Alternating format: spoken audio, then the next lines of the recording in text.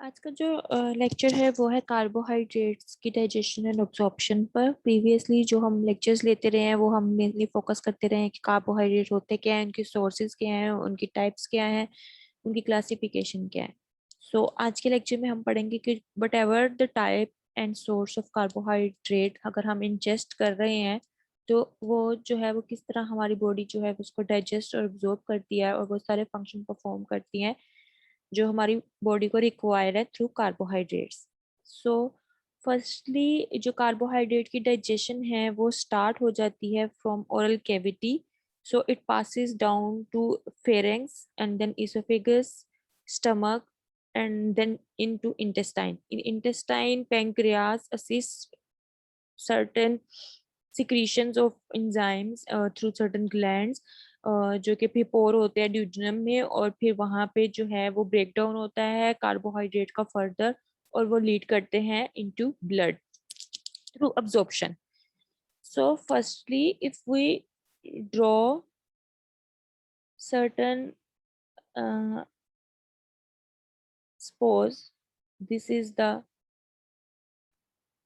small intestine, or you can say through its GIT tract. GIT tract is gastrointestinal tract, or the first tube I draw here is the oral cavity. Okay, the next one is duodenum. So whenever we eat something which is rich in carbohydrate, suppose you eat a roti or a pizza, the crust of pizza is rich of carbohydrate, and the mostly carbohydrate are amylopectin and amylose. Okay, these are the two carbohydrate which are mostly present in carbohydrates. There are other sources also include cellulose, lignin, chitin. They all are present in fruits and vegetable, but our body is not responsible to digest them because we don't our body has not the enzyme cellulase, so we can't digest cellulose. So if we eat this, and if I draw the structure of amylose and amylopectin in polysaccharide, you आपने already जो है वो पढ़ लिया है कि जो amylopectin और अमाइलोज का स्ट्रक्चर कैसा होता है। ठीक है, जो अमाइलोज है उसमें होती है 1,4 लिंकेज। ठीक है, 1,4 लिंकेज। 1,4 लिंकेज का मतलब है कि जो कार्बोहाइड्रेट जो मोनोसेक्राइड है 1, उसका कार्बन नंबर 1 जो है वो नेक्स्ट मोनोसेक्राइड के कार्बन नंबर 4 के साथ ज्वाइन है और उनके दरमियान जो लिंकेज है उसे हम कहते हैं 1,4 glycosidic linkage. In case of amylopectin is a branch structure और ह्यूज स्ट्रक्चर होता है, आपने पॉलीसेकेराइड्स में पढ़ा होगा। तो जो अमाइलोपेक्टिन है उसमें 1,4 लिंकेज के साथ साथ 1,6 लिंकेज भी होती है। वो किस तरह होती है कि जो एक मोनोसेकेराइड है उसका जो लिंक होता है वो दूसरे मोनोसेकेराइड की कार्बन नंबर 6 के साथ होता है। If I can draw, wait,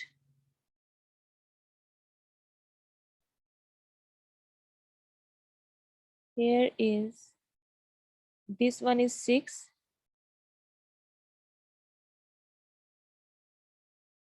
and this is the 1, here is the O. Okay, तो अगर इस तरह का स्ट्रक्चर है तो इसमें 1,4 के साथ 1,6 लिंकेज भी होती है जिसको हम कहते हैं अमाइलोपेक्टिन।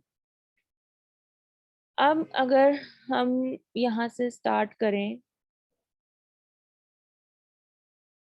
अगर हमने कोई भी ईट किया है और वो आ गया ओरल कैविटी में, ओरल कैविटी में जो हमारे स्लाइवरी ग्लैंड्स होते हैं, स्लाइवरी ग्लैंड्स में जो है वो वो सिक्रीशंस बनाते हैं स्लाइवा। ठीक है, और वो एक एंजाइम रिलीज करते हैं जिसे हम कहते हैं अल्फा अमाइलेज। अल्फा अमाइलेज, और स्पेसिफिकली हम उसे कहते हैं सिलाइवरी अल्फा अमाइलेज। जो सिलाइवरी अल्फा अमाइलेज है ये रिस्पॉन्सिबल होता है for the breakdown of one fold linkage. So amylose में और अमाइलोपेक्टिन में जितनी भी वन फोल्ड लिंकेज है वो ब्रेक डाउन करता है alpha amylose, salivary alpha amylose.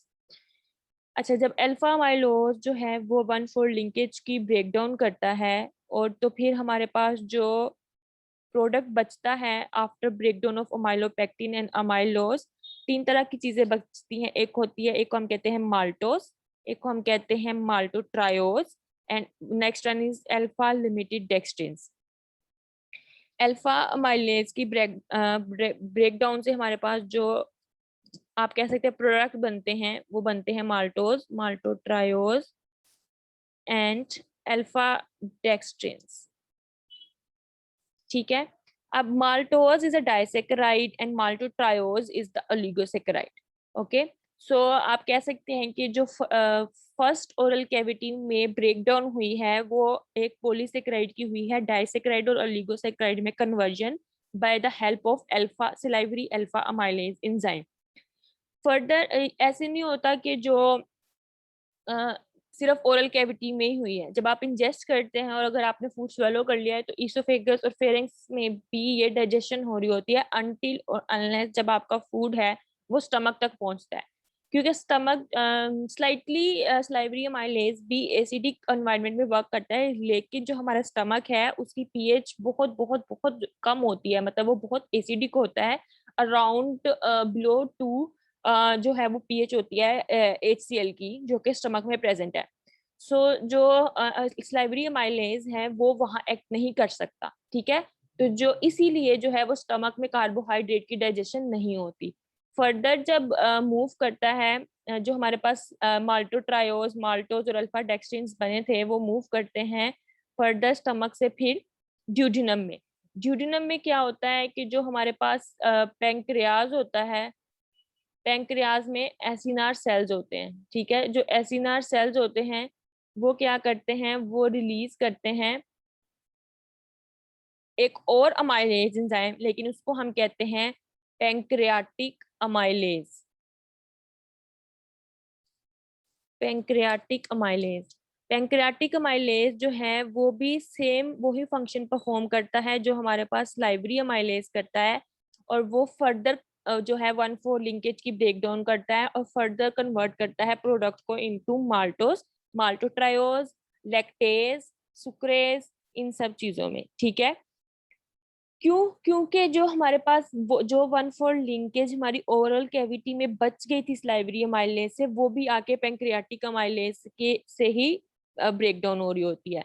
तो हमारे पास जो प्रोडक्ट बनते हैं उनमें हमारे पास बनता है लैक्टोज, सुक्रोज,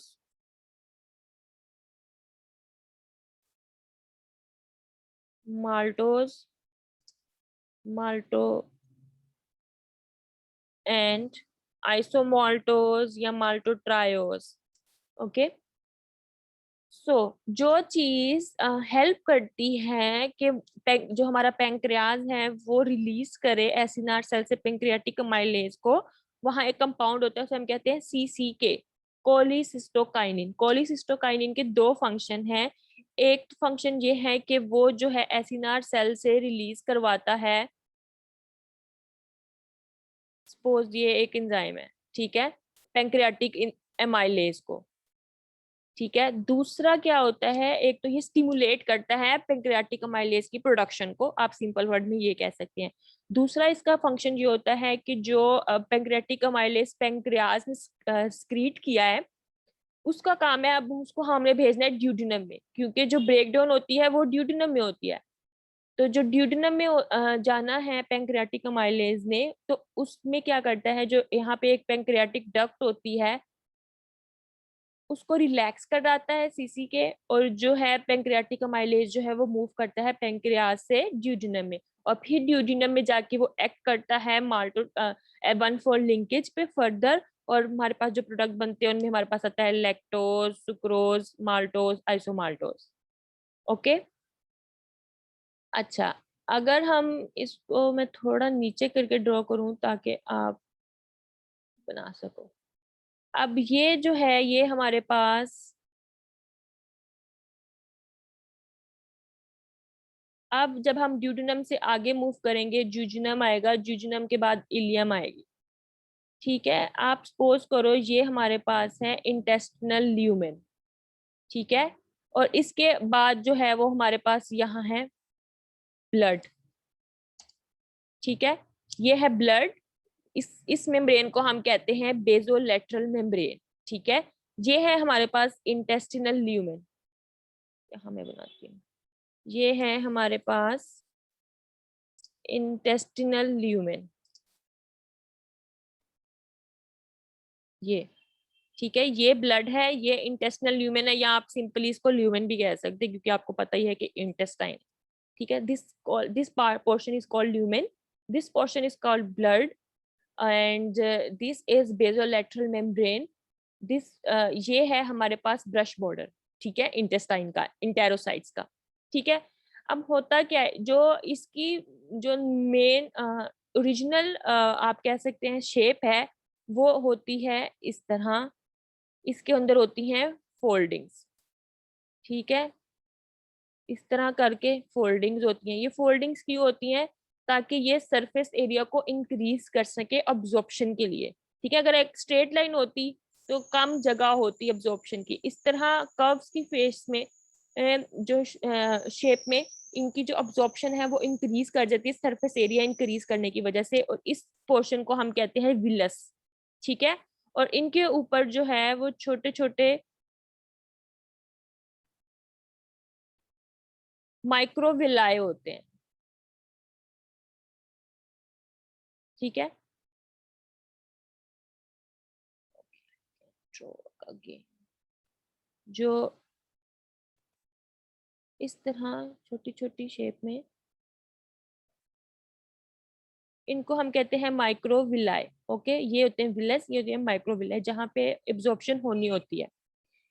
अब जब हमारे पास डाइजेस्ट होके, अब ये जो ब्रश बॉर्डर मेम्ब्रेन है, इसके ऊपर हमारे पास पड़े होते हैं certain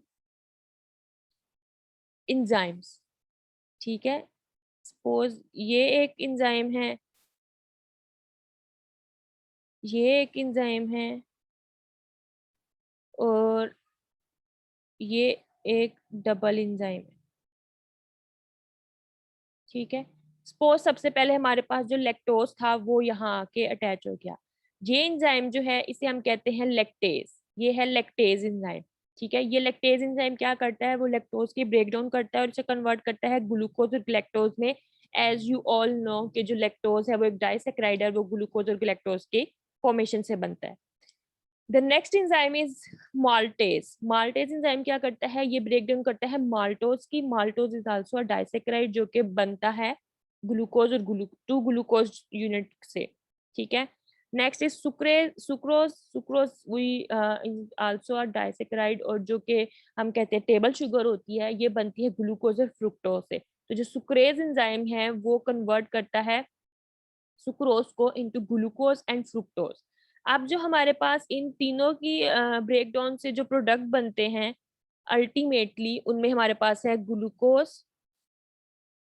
fructose and galactose. Okay, अब एक चीज बच गई है आइसोमोल्टेज। आइसोमोल्टेज क्या था कि इसमें थी 1,4,6 लिंकेज, क्योंकि एक ब्रांच चेन भी बची थी। ये सारे 1,4 लीनियर लिंकेज वाले थे, लेकिन हमारे पास अभी भी 1,6 लिंकेज रहती है जिसको अभी तक किसी ने ब्रेक डाउन नहीं किया। ठीक है, उसके लिए हमारे पास इंजाइम होता है, उसे हम कहते हैं आइसोमाल्टेज इंजाइम। जो आइसोमाल्टेज इंजाइम होता है वो ब्रेक डाउन करता है आइसोमाल्टोज की या अल्फा डेक्सट्रीन्स की। ठीक है, इसको हम ग्लूको अमाइलेज भी कहते हैं। ये ब्रेक डाउन करता है और ये भी हमारे पास टू ग्लूकोज यूनिट बनाता है। तो अल्टीमेटली हमारे पास जो डाइजेशन से प्रोडक्ट बचता है वो है ग्लूकोज, ग्लैक्टोज एंड फ्रुक्टोज। अब जो अल्टीमेटली आपने याद चीज रखनी है कि जो हमारे पास मोनोसेक्राइड हैं और सबसे ज्यादा ग्लूकोज की फॉर्म में ही हमारे पास जो शुगर्स हैं या कार्बोहाइड्रेट है वो अब्जॉर्ब होते हैं और किसी फॉर्म में नहीं। अच्छा, अब ये जो हमारे पास बेसोलेटरल मेम्ब्रेन है, इसके ऊपर हमारे पास पड़ा होता है एक ट्रांसपोर्टर। इसको हम कहते हैं ग्लूट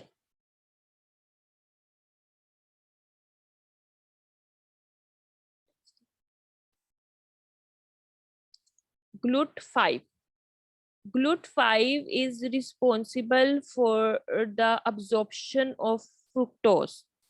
ओके, जो हमारे पास ग्लूकोज फ्रुक्टोज है, उसकी ट्रांसपोर्टेशन के लिए उसको सेल से इंटेरोसाइट से ल्यूमेन में लेके जाने के लिए और वहां से फिर ब्लड में लेके जाने के लिए जो चीज रिस्पॉन्सिबल है उसे हम कहते हैं GLUT5।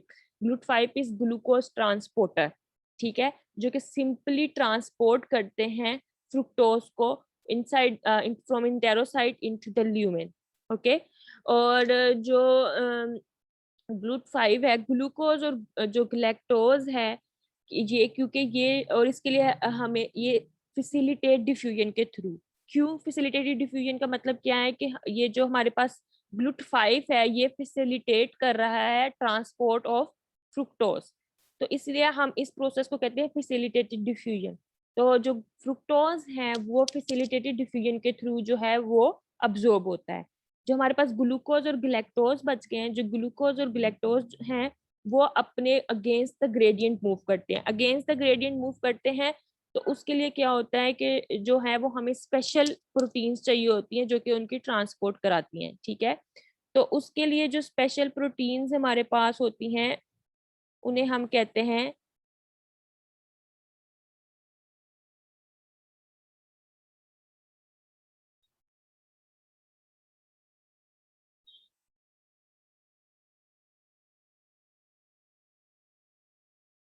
पोज, ये वाली हैं, ठीक है, यहाँ पे पड़ी हुई हैं।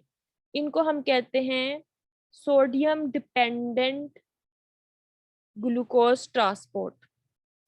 सोडियम डिपेंडेंट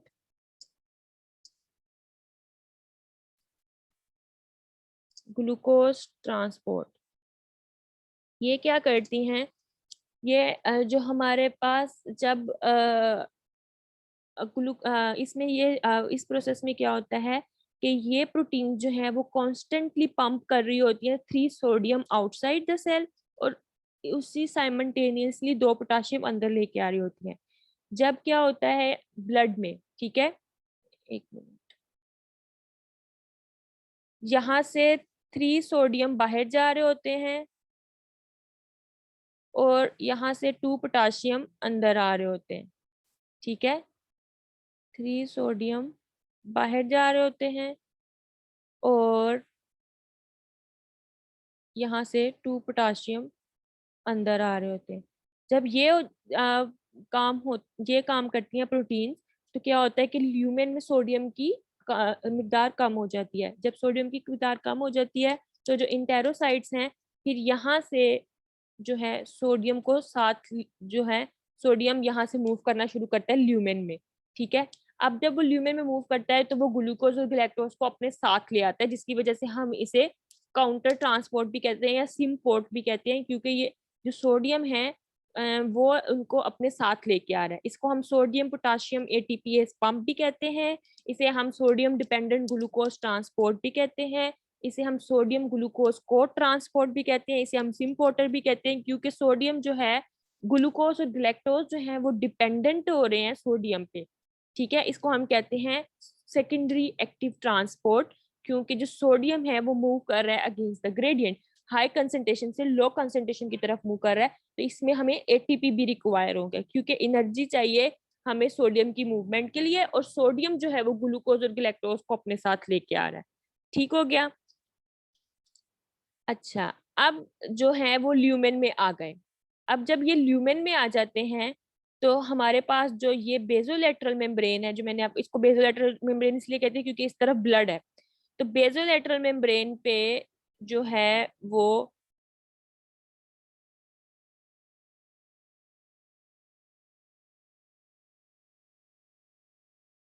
दो जो है वो प्रोटीन प्रेजेंट होती हैं जिन्हें हम कहते हैं ग्लूट टू।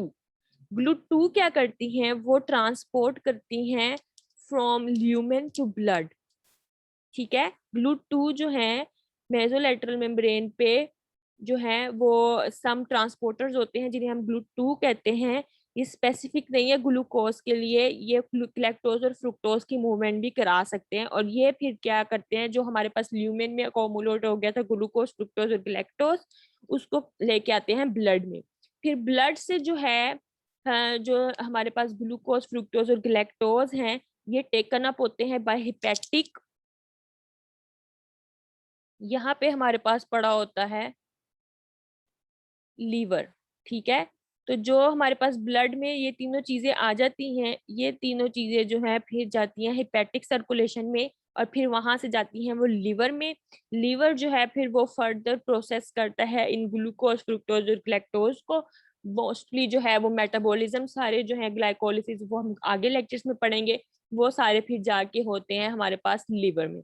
ये था हमारे पास कार्बोहाइड्रेट। अगर मैं आपको इसका ओवरव्यू ब्रीफ कर देती हूँ दोबारा से कि होता क्या है बेसिकली, हमारे पास जो है सबसे पहले अगर हमने कोई भी कार्बोहाइड्रेट सोर्स लिया है तो वो अमाइलोज और अमाइलोपेक्टिन की फॉर्म में होते हैं। अमाइलोज में 1,4 लिंकेज होती है, अमाइलोपेक्टिन में 1,4, 1,6 दोनों लिंकेज होती है। सबसे पहले जो है, जो अब हम कोई भी चीज इंजेस्ट करते हैं वो हमारे ओरल कैविटी में आती है। ओरल कैविटी में जो ही आप सलाइवा प्रोड्यूस करते हैं, सलाइवरी ग्लैंड, और साथ ही वो है वो इंजाइम रिलीज करते हैं जिसे हम कहते हैं alpha amylase. Salivary alpha amylase, salivary alpha amylase release होता है, वो ब्रेक डाउन करता है 1,4 लिंकेज की। तो अब अमाइलोपेक्टिन और अमाइलोज में जितनी भी 1,4 लिंकेज थी, जितने वो आप जितनी देर आप उसको मुंह में मेस्टिकेट कर रहे होते हो उस दौरान जो है वो एक्ट करता है और उनकी ब्रेक डाउन करता है। फिर जो फूड है वो फर्दर मूव डाउन करता है इनटू फेरेंक्स, इसोफेगस, फिर आता है स्टमक में। स्टमक तक आते आते जो है वो अमाइलेज की एक्टिविटी स्टॉप हो जाती है। क्यों? क्योंकि वो इतनी ज्यादा एसिडिटी बेयर नहीं कर पाता और वो डीनेचर हो जाता है, ठीक है। तो स्टमक में कोई डाइजेशन नहीं होती कार्बोहाइड्रेट के केस में। फिर जो फूड जो है वो वहां से पास करता है इनटू ड्यूडिनम। ड्यूडिनम में क्या होता है कि जो पैंक्रियाज होता है वो सिक्रीट करता है पैंक्रियाटिक अमाइलेज, जो कि सीसी के स्टिमुलेट करता है एसिनार सेल को कि वो प्रोड्यूस करें, और फिर वो ही पैंक्रियाटिक डक्ट को रिलैक्स करता है कि वो उसको ड्यूडिनम में रिलीज करें। जब वो ड्यूडिनम में रिलीज करता है तो जो पैंक्रियाटिक अमाइलेज है वो फर्दर ब्रेक डाउन करता है 1,4 लिंकेज की। अभी तक किसी ने 1,6 लिंकेज को ब्रेक डाउन नहीं किया। 1,6 linkage as it is alpha dextrins और आइसोमाल्टोज की फॉर्म में जो है वो चलता आ रहा है, ठीक है। 1,4 की ही ब्रेक डाउन हुई है। फर्दर जब वो 1,4 की ब्रेक डाउन हो गया तो फिर जब फर्दर मूव करते हैं इनटू ज्यूजिनम इलियम, तो जो ब्रश बॉर्डर मेम्ब्रेन है वहां पे सर्टेन एंजाइम होते हैं जिनमें हमारे पास लैक्टेज है, सुक्रेज है, माल्टेज है, आइसोमाल्टेज है। फिर ये फर्दर डिवाइड करते हैं और उन्हें कन्वर्ट करते हैं मोनोसेक्राइड में, जो कि हमारे पास glucose, fructose and lactose mainly. जो फ्रुक्टोज है वो थ्रू इंटेरोसाइट से ल्यूमेन में आता है थ्रू GLUT5, ग्लूकोज ट्रांसपोर्ट 5, ठीक है। अभी कभी भी आपको एमसीक्यू आता है कि फ्रुक्टोज की ट्रांसपोर्ट के लिए कौन सा ट्रांसपोर्टर जो है वो रिस्पॉन्सिबल है, वो है ग्लूकोज ट्रांसपोर्टर 5, जो कि फैसिलिटेटेड डिफ्यूजन के थ्रू ट्रांसफर करता है फ्रॉम इंटेरोसाइट इनटू ल्यूमेन, ठीक है। नेक्स्ट जो बच्चे हमारे पास ग्लूकोज और गिलेक्टोज हैं वो through sodium dependent glucose transporter के थ्रू जो है वो एंटर होते हैं इनटू ल्यूमेन। जब ल्यूमेन से 3 सोडियम बाहर भेजता है वो और 2 पोटाशियम अंदर भेजता है, तो ल्यूमेन में सोडियम की जो क्वांटिटी है वो कम हो जाती है। फिर इंटेरोसाइट से जो है वो सोडियम ल्यूमेन में आता है और अपने साथ ग्लूकोज और ग्लैक्टोज को भी ले आता है, ठीक है। तो ये डिपेंडेंट है ग्लूकोज और ग्लैक्टोज सोडियम पे for their transportation into lumen. Further फिर जब तीनों ल्यूमेन में आ जाते हैं तो जो हमारे पास बेसोलेटरल मेम्ब्रेन है, बेसोलेटरल मेम्ब्रेन पे हमारे पास जो है वो GLUT2 प्रेजेंट होता है। अगर आपको ये चीज याद रखनी है कि जो हमारे पास बेसोलेटरल मेम्ब्रेन की पे अब्जॉर्प्शन के लिए अवेलेबल ट्रांसपोर्टर्स हैं वो GLUT2 हैं, ठीक है। तो जो और भी बहुत से होते हैं, ग्लूकोज ट्रांसपोर्ट 14 तक होते हैं, लेकिन अभी आप इतने ही याद रखें इनफ है। GLUT5 फॉर फ्रुक्टोज की ट्रांसपोर्टेशन फ्रॉम इंटेरोसाइट टू ल्यूमेन। और अगर आपने ल्यूमेन से ब्लड में भेजना है तो GLUT2 is the responsible protein जो फ्रुक्टोज, ग्लूकोज और ग्लैक्टोज को ब्लड में भेजेगी। फिर जो ब्लड है वहां से जो ट्रेवल करेगा पोर्टल सर्कुलेशन में, पोर्टल सर्कुलेशन से वो जाएगा लीवर में, और फिर लीवर जो है वो फर्दर प्रोसेस करेगा वो कार्बोहाइड्रेट जो हमारे पास मोनोसेक्राइड बच के थे कि वो ग्लाइकोलिसिस के लिए जाएंगे और वो अपने डिफरेंट डिफरेंट फंक्शन जो हैं वो परफॉर्म करेंगे।